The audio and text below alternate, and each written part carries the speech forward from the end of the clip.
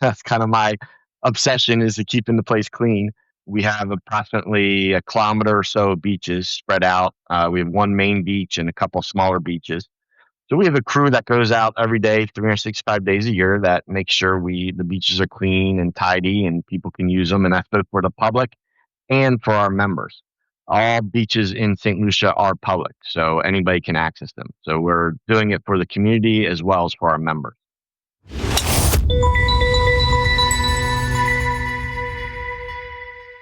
Hi, everyone. This is John Fiella, and welcome to another edition of the Golf Sustainability Podcast. I'm really excited about the conversation today with my next guest because I actually had the good fortune of playing at their golf course just a few weeks ago. My guest today is Damon Di Giorgio. He's the director of agronomy at the Point Hardy Golf Club, which is the golf course at the very, very prestigious and hot as a pistol Cabot St. Lucia resort. We're going to get right into the conversation because there really is a lot to talk about. Damon's got over 20 years of experience in the industry, so I know this will be a very rich and robust conversation. Damon, welcome very much to the podcast. It was great to meet you when I was out there, and thanks so much for agreeing to visit with me today. No, I'm humbled that you invited me. Thank you so very much. I'm very appreciative. Well, listen, that course, and I'm not just saying this, and if you listen to all the shows, you'll see I don't say this on all the shows. I mean, Cabot St. Lucia is without question one of my, top 5 in the world courses. Is really a spectacular place, and you and your team just do an incredible job with it. Thank you so much. I've been here since about 4 or 5 months before we started grassing, and it's been a labor of love, to say the least. And it's a team effort, from the course designers, Bill Core and Ben Crenshaw, to the contractors, to our team. It's truly a team effort here. That's great. Well, it shows. Why don't we start by having you tell us a little about Cabot St. Lucia and the Point Hardy Golf Club? Sure. So Cabot St. Lucia is part of the Cabot Collection, which started in Canada by our co-founder and CEO, Ben Cowan-Dewar. We are a private resort located on the island of St. Lucia. We're on the very northeastern point of St. Lucia, which is only 28 miles long by 10 miles wide, roughly. So it's a fairly small island. We're in the Eastern Caribbean. We currently have the Point Hardy Golf Club, and we are starting to build residences and the clubhouse at this time. And it was designed by Bill Core and Ben Crenshaw. It's all paspalum. It was seeded green with pure dynasty seashore paspalum. It started construction around 2019 during COVID, of course. And so that slowed things up quite a bit. And then in 2022, we really started going, and we started grassing in June of 2022 and finished grassing the following summer. And we opened for play December 1st, 2023. And it's been really good since, with a lot of accolades, a lot of good reviews. And it's been fun and challenging and exhilarating, and all the emotions all in one. Yeah.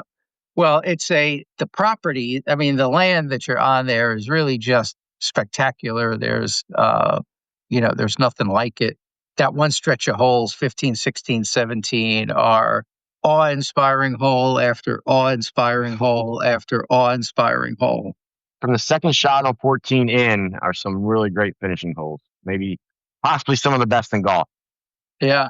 Listen, I think you're right. So expand a little bit on your role there. Tell us a little more about your personal responsibilities and kind of what your priorities there. So as director of agronomy, or as I like to call myself, the head trash picker-upper, because I'm always picking up trash. That's kind of my obsession, is to keeping the place clean. We have 3, I don't know if you call them departments, but 3 sections in agronomy. One is beach cleaning. We have approximately a kilometer or so of beaches spread out. We have one main beach and a couple smaller beaches. So we have a crew that goes out every day, 365 days a year, that makes sure the beaches are clean and tidy and people can use them. And that's both for the public and for our members. all beaches in St. Lucia are public, so anybody can access them. So we're doing it for the community as well as for our members. Then we have a second section or department division, landscaping, and that includes all the landscaping of the roadside, of the houses being built, all the buildings, anything that's not a vertical structure. Landscaping takes care of that, and that includes 2 nurseries, which I'll get into a little bit later. And then the third section is the golf course maintenance portion, which is where we maintain Point Hardy Golf Club. So really, the role expands.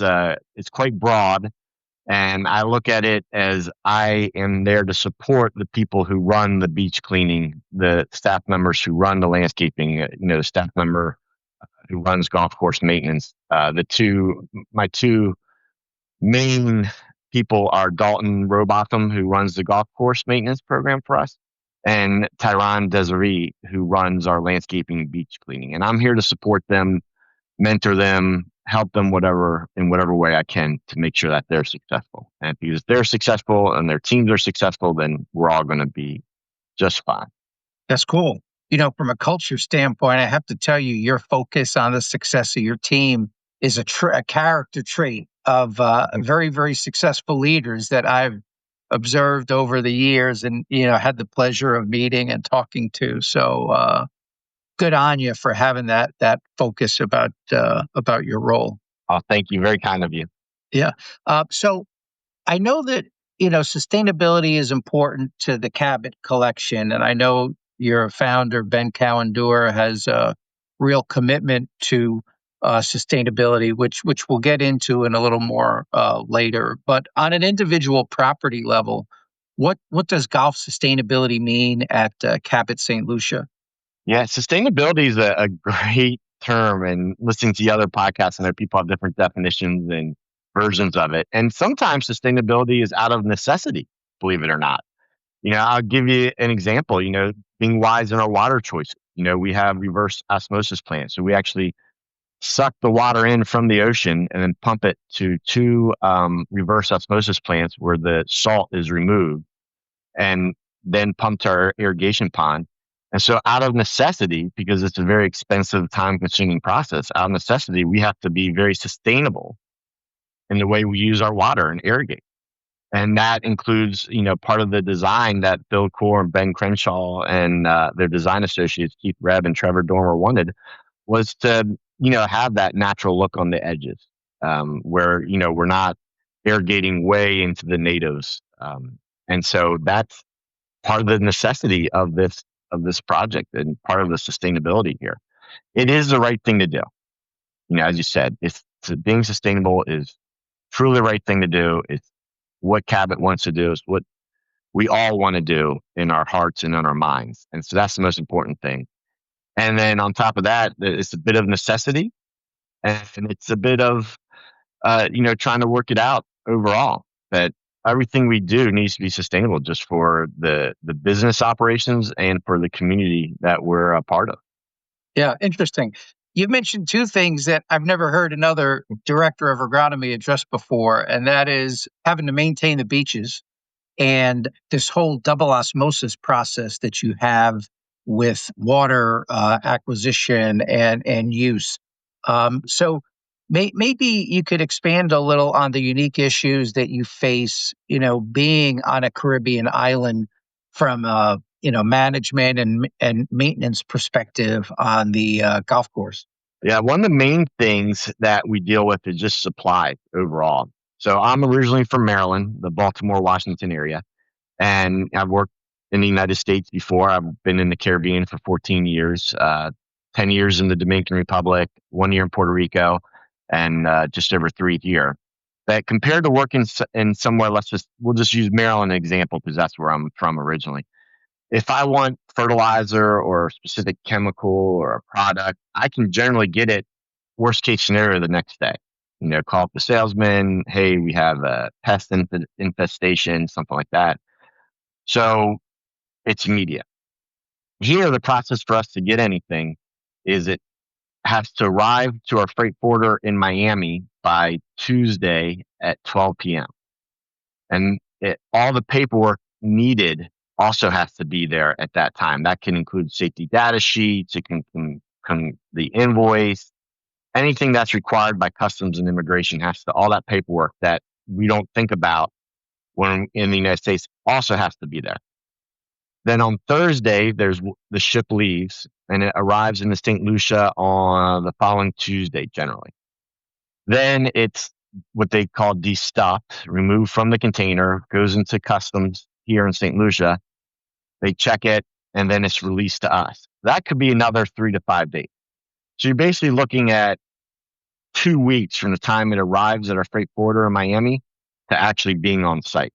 And that doesn't include the time that it takes to get to our freight forwarder in Miami. So you go from needing or wanting something and having it the next day to having to wait at least 2 weeks. So there's not a lot of room for error. There's a lot of planning involved. A lot of planning. And when you can't get something, there's a lot of improvisation. If we have a machine that breaks and, we try and stock parts that break quite often, that something's always going to break that you don't have a part. And then it could take even a small part via FedEx might take 5 to 7 days. So, and you might need that piece of equipment because you have members who want to play and you have to keep the course standards up. So you might have to improvise. You might have to make something. It might not be permanent, might not be pretty, but you got to do it. That's quite a challenge that most superintendents and directors of agronomy in the United States are not going to have to deal with. The beach cleaning is a big deal. Like most Caribbean islands, there is sargassum certain times of the year that pile up, and we're working really hard to be sustainable in what happens to the sargassum. We're looking at many, many, many different programs to either turn it into fertilizer or to compost.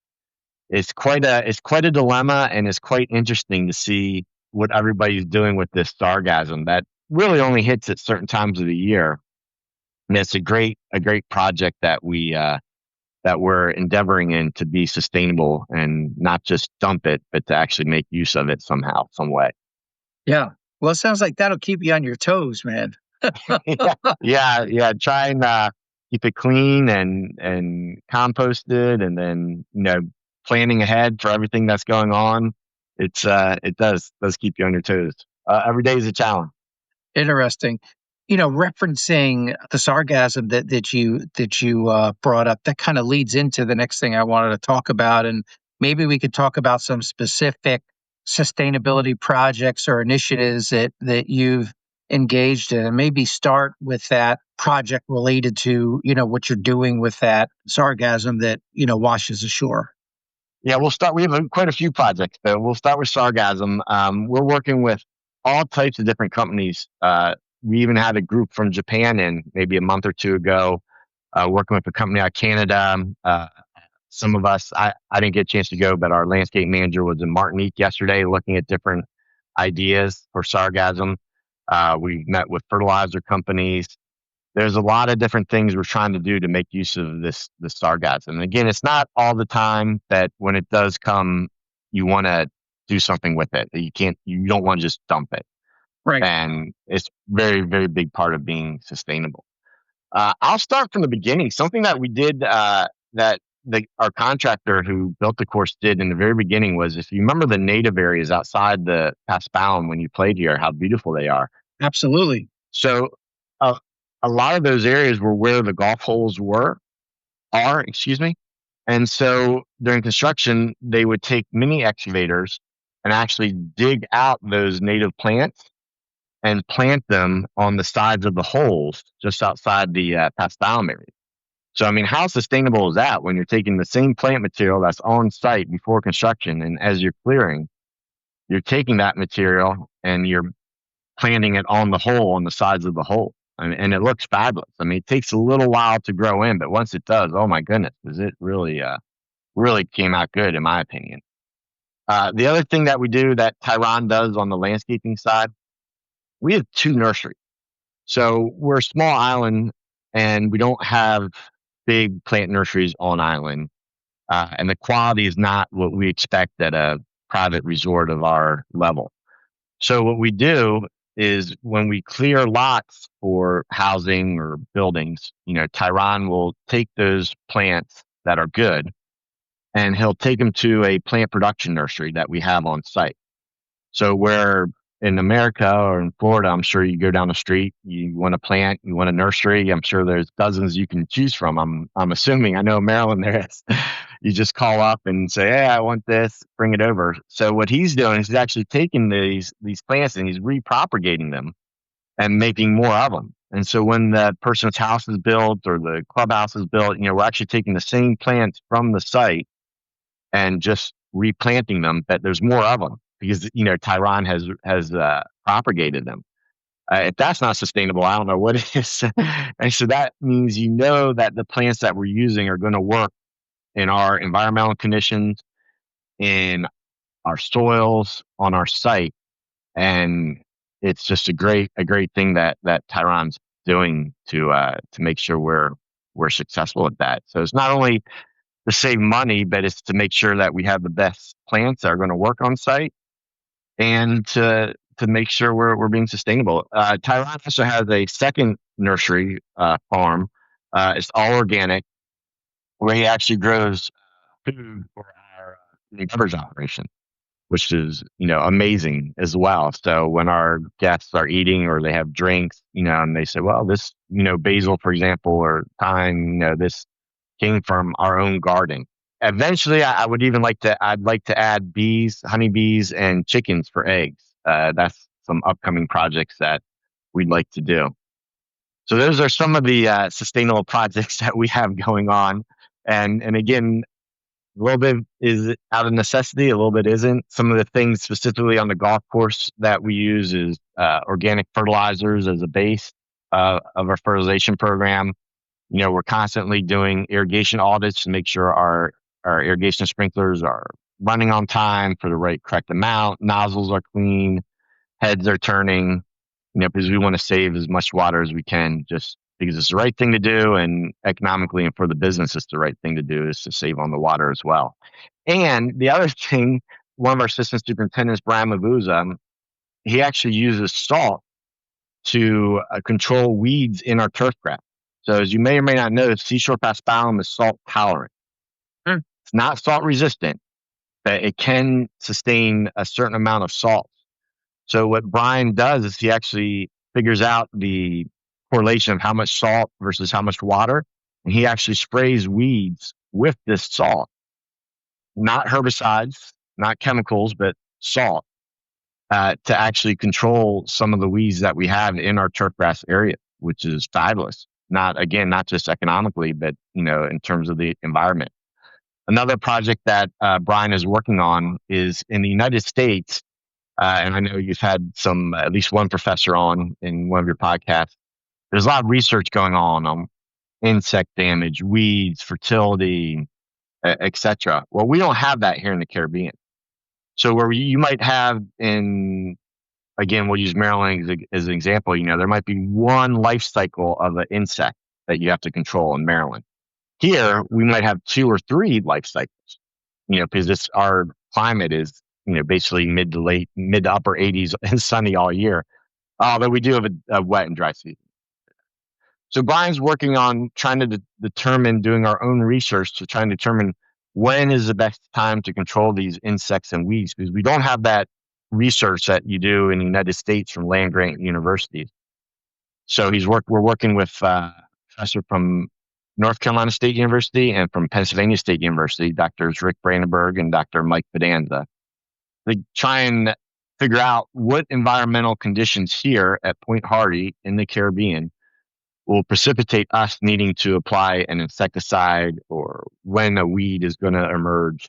So we actually are doing our own research to do that. Instead of just blanketing everything at once, right, we're really trying to determine the most efficient and effective way to control these pests in the most sustainable manner.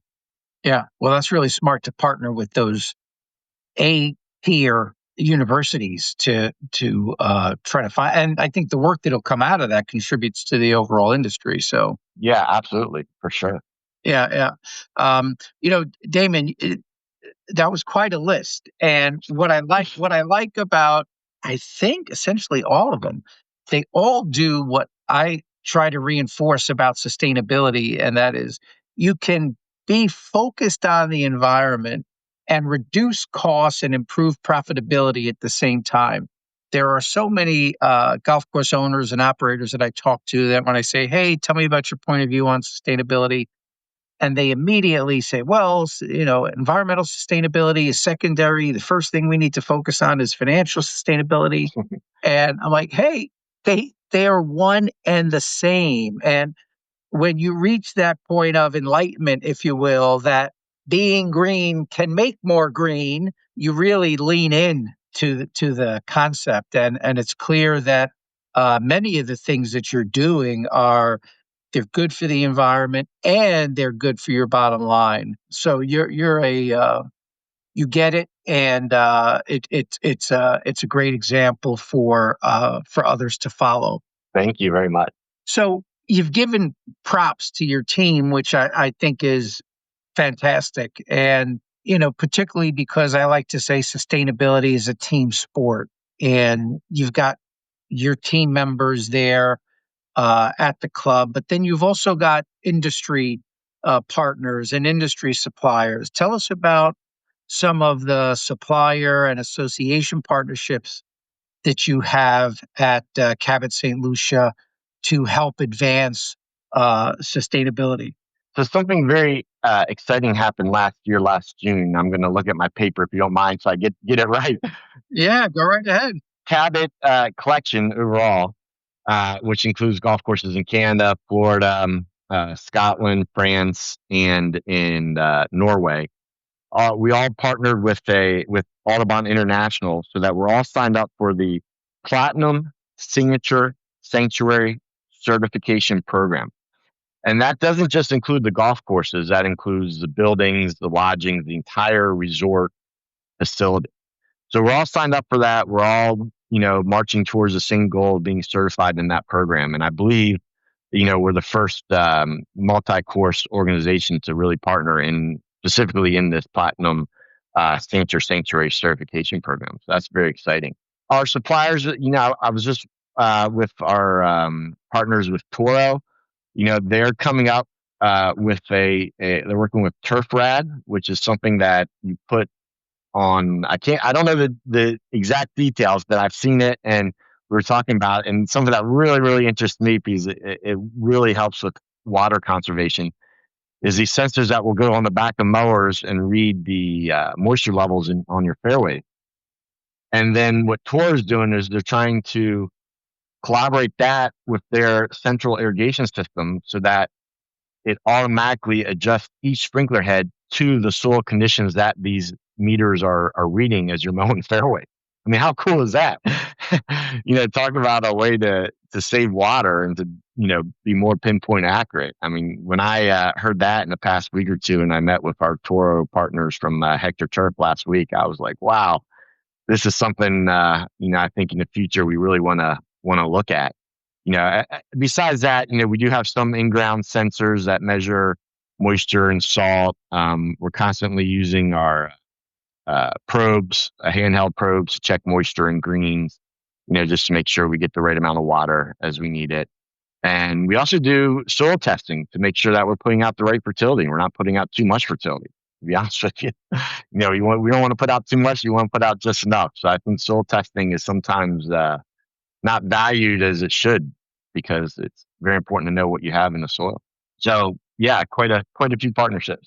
Yeah, the Audubon program, I'm really impressed that corporately across all properties, you committed to the highest level program that Audubon offers. I've had Frank Lavadera from Audubon on the show, and that program you've committed to, which is a relatively new program. Once again, it's not only the golf course, but it's the entire property, including the clubhouse and residences and food and bev, and it's that says a lot that you would make that commitment, and the fact that you're the first major multi-course operator to make that commitment really is tangible evidence of the commitment that Ben and the entire company has to sustainability. Although I am going to tell Frank he needs a shorter title for the program. Yes, he does. Yeah. One easier to say, that's for sure. And then on the Toro partnership, they're doing a lot of interesting things. I'm familiar with the turf red technology. I didn't know they were working with Toro, but this whole emerging area of innovating around when and how you irrigate the property is, I think, a big opportunity. I had David Robinson, former Yeah. head of agronomy for Marriott Golf, on the show, and he had this vision for the future of golf course irrigation, and we talked about a lot of different things, and the idea of going from just kind of spray and pray irrigation to doing things that are much more targeted, much more focused. It's like just in time irrigation Yeah. is definitely the future. So I'll be interested in learning kind of, if you wind up doing something with that turf rad technology, I'll be interested in hearing down the road how that works for you. Yeah, there's actually a water management program put out by the Greenkeeper app that tells you when it actually uses AI to tell you when you're going to wilt. It's really, really interesting. I know I have some friends in the Washington, D.C. area that use it, and they say it's spot on. The AI, after 10 days to 2 weeks of data, it'll actually accurately tell you when it's going to wilt. It's really cool. And I know you know Matt Muhlenberg because when we talked at the course, the episode he and I did together that was kind of focused on technology was really interesting. So I'm encouraged to see all of the work that's going on there, and you're certainly leveraging partnerships effectively. One thing I do want to add though, all the technology in the world, does not substitute for walking the golf course with your own eyes and your own feet and getting on the ground and touching the turf, playing your own golf course. You still need to do that. It's not, I still, as much as I love technology and think it's great, being out there and seeing the course yourself on with feet on the ground is always going to be there. Always going to be the most important part. Amen. I'm glad you raised that because one of the arguments against technology is fear of it kind of costing jobs. No, I don't believe that. I think it's to support and help you make decisions and to quantify decisions. I mean, when you're making decisions worth, hundreds or $1,000, even millions of dollars, you want to quantify it. So I believe that the technology is there to help you quantify and help you aid in those decisions. It's not to take away jobs. You still need somebody with experience in education and agronomics and turfgrass management. But now we can quantify what we're doing, which is really important. Yeah, I agree with your view on that 100%. So what's next at Cabot St. Lucia from either technologies you're looking at or projects that you're looking at from a sustainability standpoint? What kinds of things are you looking at? Yeah. So the thing I'm most excited about right now is just studying how our different environments affect our pests and how we can better control them more efficiently and more cheaper, because it doesn't feel right to go all out on something just because you feel like you need to spray an insecticide. We're actually, what Brian is doing, one of our assistant golf course lieutenants, is actually setting up different environmental monitoring stations on 4 or 5 microclimates throughout the golf course. So something that I really want to delve into in the future is not spraying or applying or doing the same thing to all 18 holes. We have, as we have holes on the ocean, we have inland holes, we have holes in valleys, we have holes on top of hills. In my opinion, there's no way we should be treating them all the same. And so we're doing that now fertility wise, where we're using soil tests and just our own observations on which holes need more fertility than others. So instead of saying, okay, let's just go out and apply fertilizer everywhere, we're trying to be more accurate in that. And by measuring environmental factors, using our own observations and using soil tech. So I really want to start delving into being more accurate in our applications, both irrigation, fertility, herbicides, insecticides, all that. And also looking forward to dialing in our herbicide program with the salt as well. Eventually, I really like to use what's called brine. So when the ocean water goes through the reverse osmosis plant and salt is removed, that salt is called brine. And so I like to really reuse that to control herbicides. Now, it can't be as strong as it is coming out of the RO plant. We have to dilute it, but Brian is working on that. Wow, that's fascinating stuff. And it's the perfect example of the higher level work you can do when you're using technology to, you know, take care of some of the more rudimentary things. I haven't heard anyone talk yet about microclimates across their golf course. How are you going about determining what those 4 or 5 microclimates are? That is not very data driven. That's just observations. Just from being out here all the time and knowing, okay, these holes are less windy. They don't get as much salt spray. These holes have, when we're building a golf course, maybe slightly different soil. Mainly environment, wind and closeness to the wind, location, valley, or on top of the hill, and closest to the ocean. So, not a very technological way to do it, but it works. Well, I don't know. That seems very thoughtful to me. I mean, is this something you came up with on your own, or is this a standard practice at other courses and I'm simply not aware of it? No, I don't want to say I speak for other courses. I don't want to say we're completely doing it right now. We're getting into it right now. But again, it's a team effort. We look at the whole agronomy team. From Tyron and landscaping to our assistant superintendents Brian and Eduardo, our Dalton, who leads the golf course maintenance team. Working with the professors Dr. Brandenburg and Dr. Fidanza. It's a true team effort out here, and even our own staff. I tell you, the best people to get advice from is the local staff who do it every day, who mow the greens every day, and are doing the work the other day. I mean, ask them, hey, which holes have more grass, grow faster, or windier, etc., and they're the best people to ask. Yeah. Well, I mean, that makes a world of sense. And you've got proximity to the water, you've got wind, you've got angle that the sun's hitting a property. I mean, there's a formula there that identifies microclimates. And as you're speaking, I'm thinking about the holes. It's so nice to have played the course prior to the conversation. And, I'm thinking about the fifth hole, which Yeah, is that beautiful downhill hole through that valley. And when you're on a tee box of 5, that's a very different environment than you are in that stretch of holes that we talked about on the back 9. absolutely it is. Absolutely is. Yeah, you got that valley down there. All right. Well, listen, this has been a great overview on the course and your view on sustainability and the things you're doing now and the things you plan on doing in the future.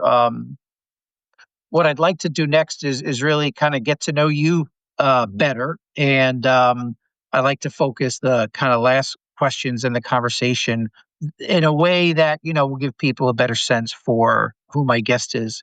And frankly, I think we've learned a lot about you already based on the amount of credit that you give to others. But what drives you, Damon?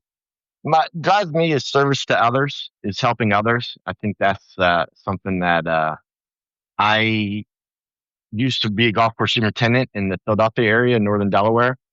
At the time, for about 5 years during that, I did pet therapy with my dog, Pinky, who unfortunately recently passed away at 17 and a half Oh, years old. And I really enjoyed it. We got to volunteer at assisted living centers, a children's hospital, and in hospice. And let me tell you, you know, the the gratitude you get from sitting with people, on their deathbeds or with children in the hospital and having their parents stressed or people in assisted living. I really, what drives me is helping others because that's where I get the most happiness and gratitude from. So that's what really drives me. And, if you bring it back into the golf course, is helping staff grow, to help them get pay raises, to have the assistant superintendents move on to other courses and become golf course superintendents. I mean, that's what I really get a kick out of, whether it's the staff member who came here not knowing what golf is, who's now moved their way up to 3 or 4 positions and is making more money and is able to do more things for their family, or a young assistant superintendent coming up in the business who gets their first superintendent job, hopefully with some of the mentoring that I was able to give them. That's what really drives me, is service to others. That's awesome. I mean, that's such an important core value. What I've learned over the years is that the more you focus on the success of others, this miraculous thing happens where you become more successful. Yeah. It's kind of, Yeah. you pay it into the universe, and it does come back. Yeah.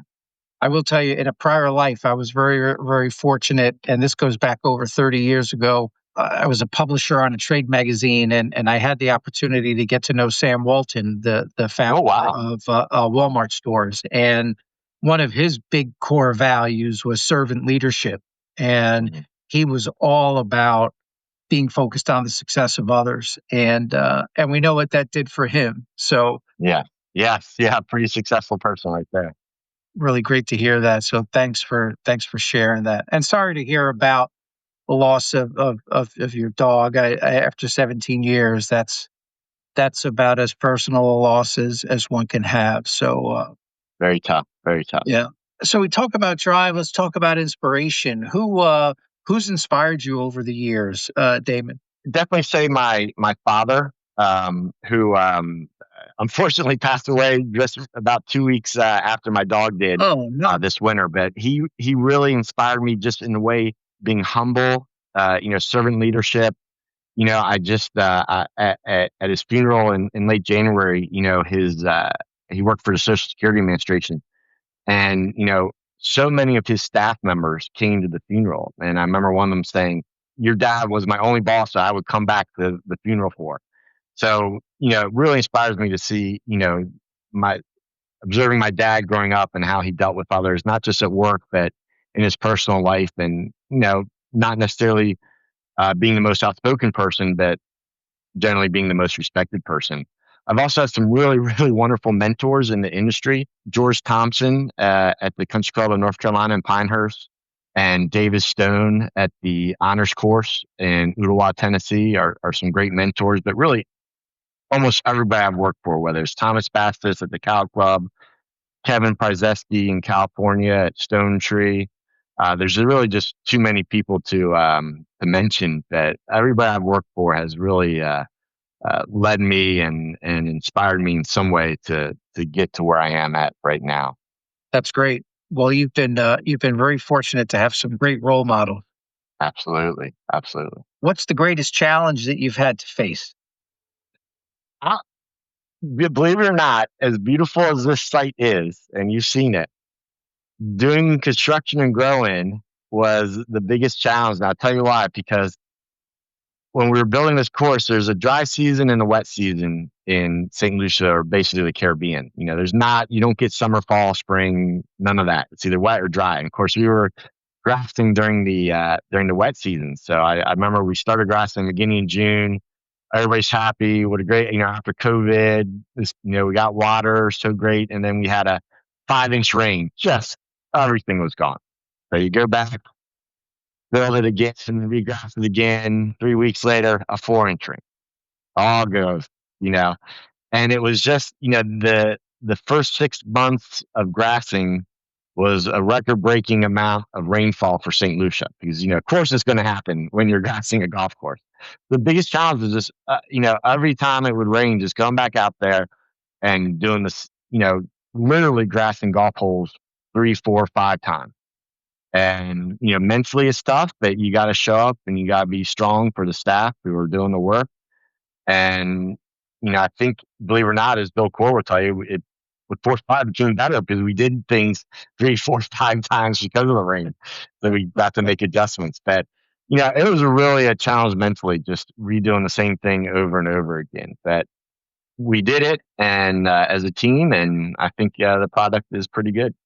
That's not the kind of practice you'd like to have, but Better because of it. yeah. With all that's been written about the course, I hadn't heard that story before, and Yeah.